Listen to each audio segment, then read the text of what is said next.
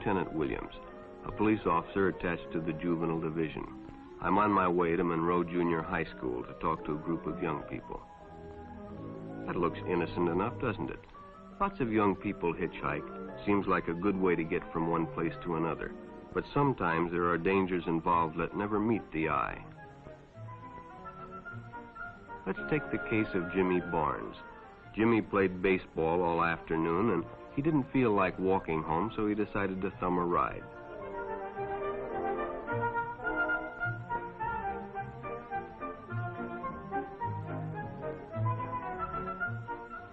He'd done it 100 times before, and he didn't think anything was unusual when the driver struck up a friendly conversation. In fact, he seemed like a real nice guy. He asked Jimmy if he played baseball in the park often. Jimmy told him they practiced 3 times a week and played a rival group on Friday afternoon. The stranger was a good listener, too, and it only seemed minutes before they pulled up in front of Jimmy's house.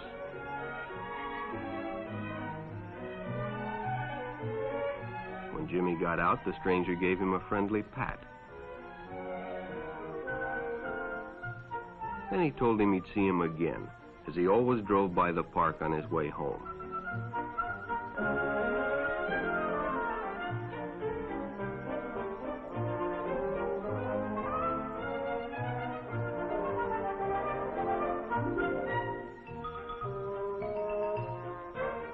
Sure enough, the following day, when Jimmy finished playing ball, well, the man was there waiting.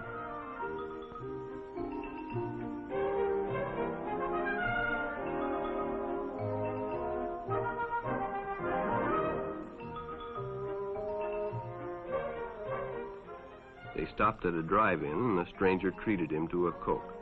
During their conversation, he told several off-color jokes, but Jimmy had heard others before, and, well, it made him feel big to so easily win the confidence of an older person.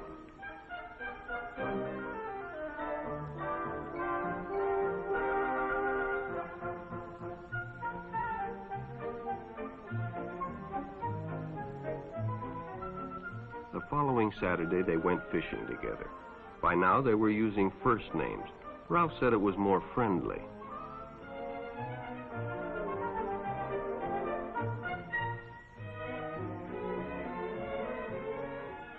Jimmy hadn't enjoyed himself so much in a long time. Then during lunch, Ralph showed him some pornographic pictures. Jimmy knew he shouldn't be interested, but, well, he was curious. What Jimmy didn't know was that Ralph was sick, a sickness that was not visible like smallpox, but no less dangerous and contagious, a sickness of the mind. You see, Ralph was a homosexual, a person who demands an intimate relationship with members of their own sex. But by now, Jimmy felt a fondness for Ralph, and they continued to go places together. Ralph was generous and took Jimmy many interesting places and did many nice things for him. He bought presents and even gave him money, but payments were expected in return. You see, Jimmy hadn't recognized Ralph's approach soon enough.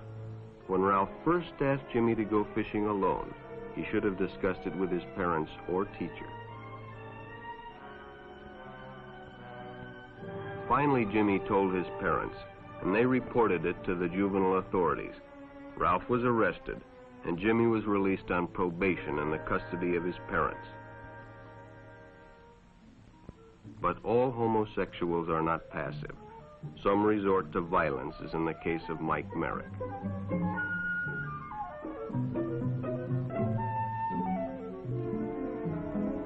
In the heat of competition, no one noticed the man who sat and watched. And when the game broke up and the others left, Mike decided to stay and practice a little longer.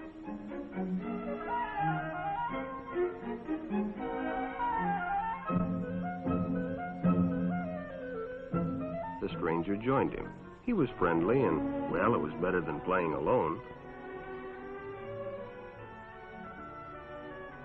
But after a few shots, Mike realized he had already overstayed his time and suggested he better leave. The stranger told him if he'd like to stay longer, he'd be glad to drive him home when they finished. Sounded great to Mike. Chance to play longer and get a ride home, too.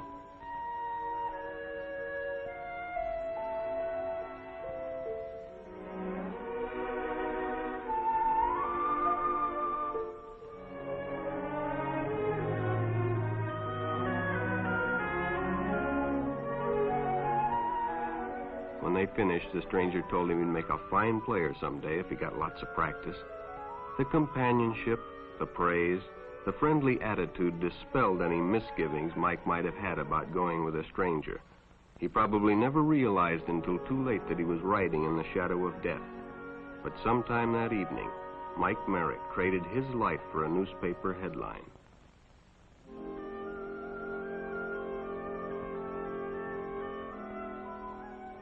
As Denny and Jerry got the papers ready for Jerry's afternoon delivery, they only casually noticed the two boys that raced by in the afternoon traffic, and they didn't pay much attention to the car that drew up shortly afterwards until the man called them over.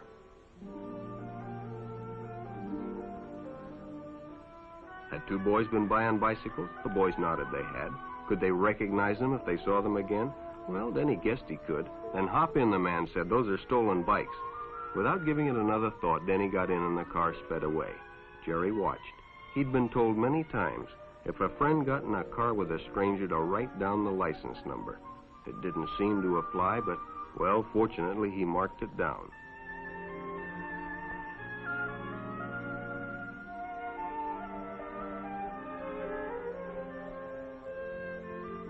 When he delivered a paper to Denny's house, he asked his mother if they'd caught the boys that had stolen the bicycles. Denny hadn't returned, so he told her the story and gave her the paper with the license number.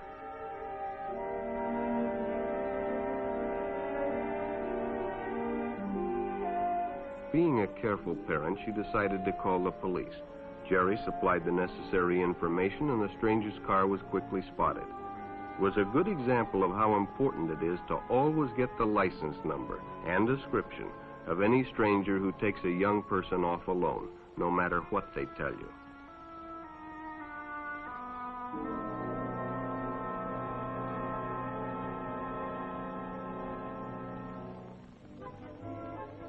Public restrooms can often be a hangout for the homosexual. Bobby and his friends hadn't noticed the man who had been in the restroom when they changed, and as it was late, he suggested they take the shortcut under the pier, but the others preferred to take the more traveled way home.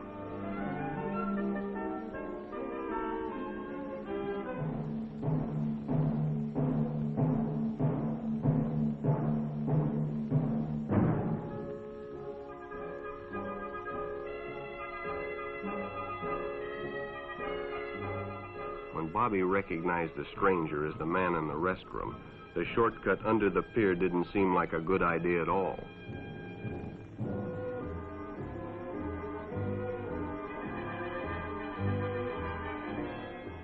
After all, it's more fun to stay with your friends anyway. Bobby had made a wise decision. It may have saved his life. The decision is always yours, and your whole future may depend on making the right one. So no matter where you meet a stranger, be careful if they are too friendly, if they try to win your confidence too quickly, and if they become overly personal. One never knows when the homosexual is about. He may appear normal, and it may be too late when you discover he is mentally ill. So keep with your group, and don't go off alone with strangers unless you have the permission of your parent or teacher.